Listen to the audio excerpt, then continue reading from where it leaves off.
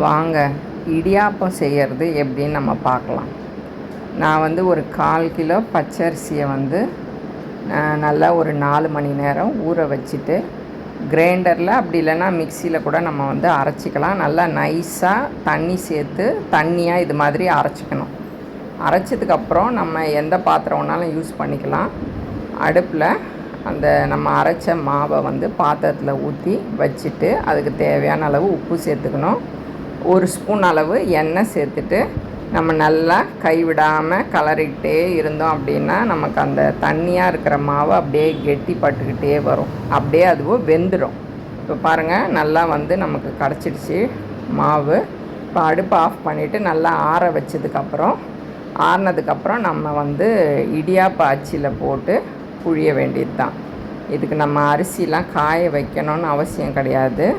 அரிசி ஊறி இருந்தால் மட்டுமே போதும். நம்ம வந்து அரைச்சிட்டு இதை நம்ம செய்யலாம். சாதாரணமாக இடியாப்பம் செய்கிறத விட இது வந்து நல்லா ஒயிட்டாக வரும். இது நம்ம அரைச்சி செய்கிற இடியாப்பம் நல்லா சாஃப்டாகவும் இருக்கும். நீங்களும் ட்ரை பண்ணுங்கள், ஈஸி தான் இது.